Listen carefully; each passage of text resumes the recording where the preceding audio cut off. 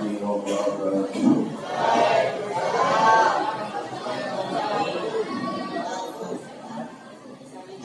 Bismillahirrahmanirrahim. Alhamdulillahirabbil alamin. Wabillahi nasta'inu ala umuri dunya waddin. Wassalatu wassalamu ala asyrafil anbiya'i wal mursalin. Sayyidina Muhammadin wa ala alihi wa sahbihi ajma'in. Qala rabbi shrah li sadri wa yassir li amri.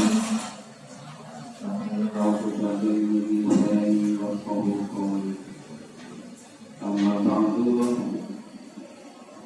Santriwan, santriwati yang dirahmati Allah Subhanahu wa ta'ala serta yang dihambakan, para guru, para ustaz, para kiai, para ibu bapak kalian semua, mudah-mudahan kita semua kumpul di sini yang tidak akan mendapatkan apa-apa yang bermanfaat untuk kehidupan kita, baik di sana masih hidup di dunia, serta bermanfaatan ketika kita meninggalkan alam dunia, yakni berada di alam rokok. Hadirin dan hadirat yang saya hormati, malam ini khusus kita di musala ini adalah untuk memperingati satu kabar dari berdirinya Jam'iyah yang terbesar di Indonesia, yaitu Jam'iyah Nahdlatul Ulama, memperingati 100 tahunnya Nahdlatul Ulama. Lalu apa itu Nahdlatul dan ulama? Nahdlatul itu artinya kebangkitan. Ulama ya para orang-orang yang ahli ilmu atau kumpulan daripada ilmu. Ulama adalah orang-orang yang ahli. Jadi kebangkitan orang-orang yang ahli. Kemudian kisah berdirinya Nahdlatul Ulama ini berawal dari apa? Berawal dari mana? Berawal dari kejadian apa di Indonesia? Jadi berdirinya Nahdlatul Ulama itu bukan hanya serta-merta, hanya semata-mata berdiri begitu saja tidak. Namun berdirinya Nahdlatul Ulama ini karena memang situasi kondisi negara kita kala itu sangatlah semaut, sangatlah kacau. Terutama di samping orang-orang ulama, ada kelompok atau golongan yang benci kepada ulama, itu partai terlarang. Apa itu? Partai yang terlarang. Maka untuk hari ini dari partai-partai yang sangat berislam, sangat benci orang-orang alim, maka di kalangan para masyayikh, terutama Syaikhul Nabalil, Hasyim Asy'ari, atas persetujuan Syekh Nabalil, atas persetujuan Syekh Nabalil, kemudian Syekh Hasyim Asy'ari mendirikan Jam'iyah yang dinamakan Jam'iyah Nahdlatul Ulama. Jadi pendiri Nahdlatul Ulama bukan Syekh Nabalil, tapi Kiai Haji Hasyim Asy'ari atas persetujuan gurunya yang namanya Syekh Nabalil. Kemudian mengenai kiprah dari berdirinya NU, berdirinya Nahdlatul Ulama, ini sangatlah luar biasa. Di antara yang paling terkenal ini, seandainya tidak berdiri, tidak atau belum berdiri Nahdlatul Ulama, maka kemungkinan besar makam Rasulullah SAW itu terbongkar juga sekarang. Maka Rasulullah, maka Nabi Muhammad SAW yang sampai detik ini masih ada, masih dikunjungi, diziarahi oleh umat Islam sedunia. Mungkin seandainya tidak berdiri Nahdlatul Ulama yang didirikan oleh Kiai Hasyim Asy'ari atas persetujuan restu dari gurunya Kiai Fadhil Bangkalan, mungkin makam Rasulullah detik ini sudah tidak. Kenapa tidak ada? Karena mau dibongkar oleh ulama-ulama atau oleh pemimpin penguasa Arab Saudi, yaitu dia di bawah kekuasaan Wahab. Jadi Mekah dan Madinah ketika sudah dikuasai Wahabi, Abdullah bin Wahab bekerja sama dengan Raja As-Saud, makanya dinamakan Arab Saudi. Arab itu mencipta nama Saud, dinamakan Saudi, Arab Saudi. Saudi itu nama orang Saud, Arab Saudi yaitu raja pertama Mekah, raja pertama Madinah, raja pertama Arab Mekah, yaitu namanya Saud. Oleh karenanya dinamakan Arab Saudi. Raja pertama Mekah adalah Saud. Nah, ketika berkuasa Wahabi kerjasama dengan raja pertama Saud, orang-orang Wahabi, ulama-ulama Wahabi, pentolan-pentolan Wahabi yang memang benci dengan adanya ziarah kubur, benci dengan adanya tahlilan, benci dengan adanya istighfar, benci ketika makam Rasulullah itu selalu dikunjungi oleh para penziarah-penziarah sedunia.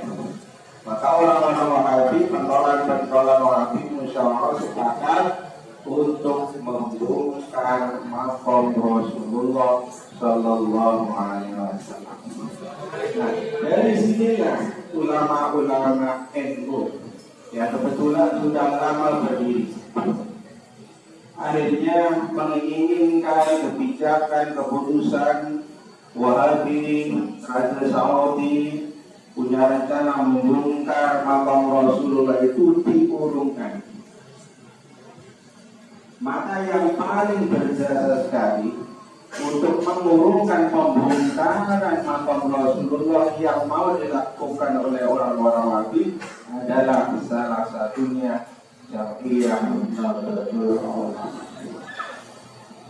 Nah, ketika mengirim utusan untuk meminta agar supaya Raja Mekah Saudi mengurungkan niatnya, kemudian dari ulama-ulama Nahdlatul Ulama, ulama-ulama NU, mulai ulama NU dari Madura, ulama NU dari Banyuwangi yang diwakili oleh Kiai Haji As'ad Syamsul Arifin, ulama-ulama se-Indonesia, ulama-ulama NU se-Indonesia berkumpul bagaimana dan siapa yang menjadi utusan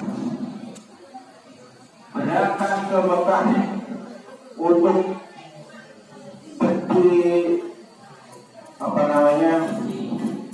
diplomasi, untuk mengatakan dengan untayan-untayan kata yang membuat orang-orang Arab, penguasa Arab itu bisa terlena dengan ucapan-ucapan yang bersifat diplomatik.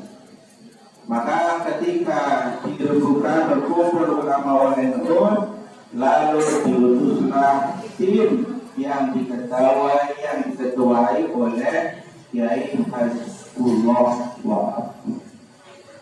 Kiai Hasbullah Wahab sebagai pimpinan, sebagai ketua untuk maju, untuk pergi ke Mekah dengan niatan mengurungkan kebijakan keputusan yang mau dilakukan oleh Raja Arab Saudi. Maka kemudian Kiai Hasbullah berangkatlah bersama tim lalu mengadakan pembicaraan dan lain sebagainya, diplomasi dan lain sebagainya. Kemudian akhir cerita turunlah keputusan Raja Arab untuk membongkar makam Rasulullah Sallallahu Alaihi Wasallam. Raja Alhamdulillah tidak sampai detik ini makam Rasulullah Sallallahu Alaihi Wasallam masih berdiri tegak dan selalu diziarahi oleh umat Islam seluruh dunia, terutama orang-orang yang melakukan haji dan umrah. Itu di antara kehebatan yang dilakukan oleh sebagian Nahdlatul Ulama, bisa mengurungkan niatan orang-orang Arab berjawab Wahabi mau membongkar makam Rasulullah SAW hingga terselamatkan atas jasa ulama-ulama Kemudian yang kedua, jasa-jasa Nahdlatul Ulama adalah berjuang yang disebut pahlawan 10 November peperangan di Surabaya. Itu siapakah yang perang itu? Adalah santri-santri Kiai Hasyim Asy'ari beserta orang-orang yang mengikut, beserta orang-orang yang mendukung perjuangan kemerdekaan Republik Indonesia. Jadi pelopor satu-satunya pelopor ya kemerdekaan Republik Indonesia. Kemudian terjadi peperangan yang sangat luar biasa pada tanggal 10 November 1945 itu dipelopori oleh ulama-ulama Nahdlatul ulama NU. Nah, sebelum terjadinya perang 10 November itu, siapakah yang terkenal pahlawan 10 November? Belum tahu. Dengan kepikan takbir Allah Akbar. Sebelum peperangan itu terjadi, Bung Tomo usul kepada jenderal besar, siapa? Berpendapat mengusulkan bagaimana ini jenderal Inggris sudah mau menjajah kembali setelah tinggalnya Jepang dari Indonesia. Sekutu Inggris mau kembali menjajah Indonesia lagi dengan tujuan mencabut merampas senjata-senjata Jepang yang direbut oleh tentara oleh rakyat Indonesia ketika Jepang kalah dan meninggalkan Indonesia. Senjata-senjata yang ditinggalkan oleh Jepang akhirnya dikuasai oleh orang tentara dan rakyat Indonesia. Maka tentara Inggris mau kembali ke Indonesia, mau menjajah kembali dengan Belanda di belakangnya, Inggris di depan, di belakangnya Belanda. Ketika Inggris mampu mengalahkan, maka Belanda akan menguasai yang kedua kalinya. Tapi alhamdulillah ulama-ulama NU, santri-santri NU, kita semua waktu itu umpamanya orang Pak Bapak Ibu.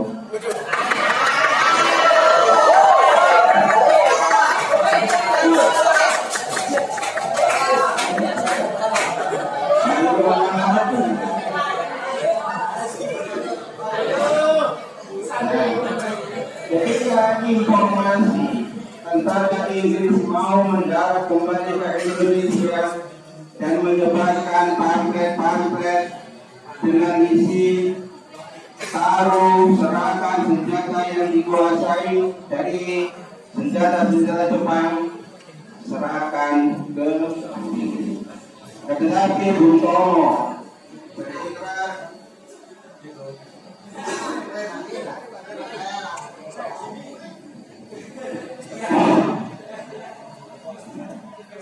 akan tetapi Bung Tomo dengan semangat tepat lawanannya hingga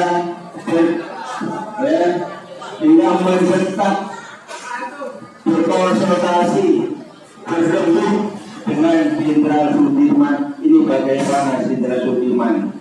Sebelumnya Bung Karno berizin kepada Presiden pertama Republik Indonesia Soekarno. Lalu Bung Karno atas restu Presiden pertama dan atas restu Jenderal Sudirman suruh ke Sumbang. Waktu itu di Surabaya. Jadi Bung Karno itu di Surabaya. Diperintahkan oleh Jenderal Sudirman dan Pak Karno untuk pergi ke Sumbang, mohon izin, mohon bagaimana ini kedatangan Inggris orang apa gimana? Akhirnya Bung Karno meloncat ke Sumbang. Kemudian meminta pendapat bagaimana ini Kiai Inggris mau masuk kembali ke Indonesia, di belakangnya ada Belanda. Di mana ini Kiai? Akhirnya Kiai Asy'ari memutuskan mendeklarasikan jihad di waktu itu. Kata Kiai Hasyim Asy'ari. Maka ketika mendapat restu dari Kiai Hasyim Asy'ari, berbahagialah Bung Karno. Akhirnya Bung Karno kembali ke Surabaya dan lalu mengumpulkan kekuatan terutama di kalangan para sahabat. Maka terjadilah perang 10 November, yaitu perang kemerdekaan Republik Indonesia. Seandainya perang itu kalah, maka mungkin detik ini Indonesia masih dalam keadaan dijajah oleh Belanda yang kedua kali. Seandainya tanggal 10 itu tidak ada restu dari ulama Kiai Hasyim Asy'ari untuk berperang jihad, mungkin detik ini Indonesia masih dalam keadaan terjajah oleh Belanda. Saya yang kedua, alhamdulillah atas perjuangan, ya, keberanian, ketekatan, keikhlasan, ketulusan ulama-ulama lain dan para santrinya hingga memberikan kemenangan, yaitu perang di peperangan 10 November. Alhamdulillah, jadi ini kita menjadi negara yang merdeka, menjadi rakyat yang merdeka. Alhamdulillah. Dua inilah jasa-jasa yang sangat besar, dan itu tertulis di dalam sejarah, tertulis oleh dengan tinta emas yang tidak bisa hapus, tidak bisa pudar, dan itu tetap ada hingga selama-lamanya, selama Indonesia ini masih ada. Dalam yang antara kisah berawal dari berdirinya NU, berdiri kapan? Berdiri NU tahun 1926, sebelum berdiri NU berdiri 80 tahun sebelumnya, yaitu berdiri Jamiah Muhammadiyah. 20 tahun sebelum NU berdirilah Jamiah Muhammadiyah. Kemudian 20 tahun lagi berdiri Jamiah Muhammadiyah. Ya. Baikin pinter. Kemudian untuk mengakhiri kita tahlilan dan istighosa, memohon kepada Allah Subhanahu wa taala, karena tahlil dan istighosa ini adalah amalia itu tidak boleh kita abaikan, tidak boleh kita tinggalkan tahlilan, istighfar kubur, istighosa adalah amalan dan itu tidak melanggar kaidah Islam, tidak melanggar ketauhidan, ya. Asalkan kita tahlilan semata-mata berdoa kepada Allah, istighosa semata-mata mohon kepada Allah, ziarah kubur semata-mata mendoakan orang-orang yang ada di ahli kubur, orang-orang yang ada dalam kubur, bukan meminta kepada penghuni kubur. Ya. Allahumma ya ilahi anta mahmudi wa ورضاك مطلوبي بعقلي طاعة ومعرفة اللهم علمك كاف عن سؤالي بعقلي بحق الفاتحة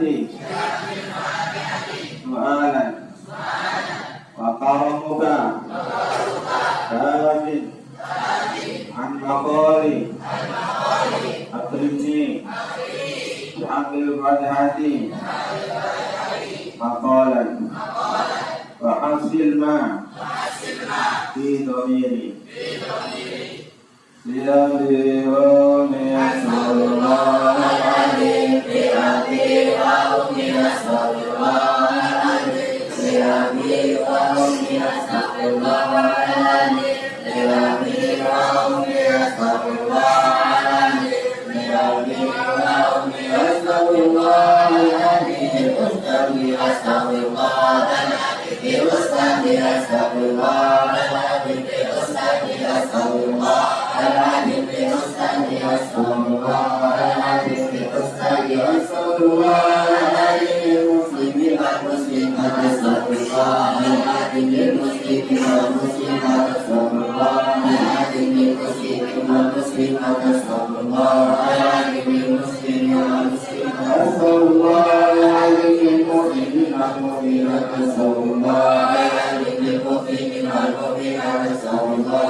العظيم المؤمنين والمؤمنات أستغفر الله العظيم المؤمنين والمؤمنات أستغفر الله العظيم المؤمنين والمؤمنات أستغفر الله العظيم وأتوب إليه أستغفر الله العظيم وأتوب إليه أستغفر الله العظيم وأتوب إليه أستغفر الله العظيم وأتوب إليه أستغفر الله العظيم وأتوب إليه أستغفر الله العظيم وأتوب إليه أستغفر الله العظيم وأتوب إليه أستغفر الله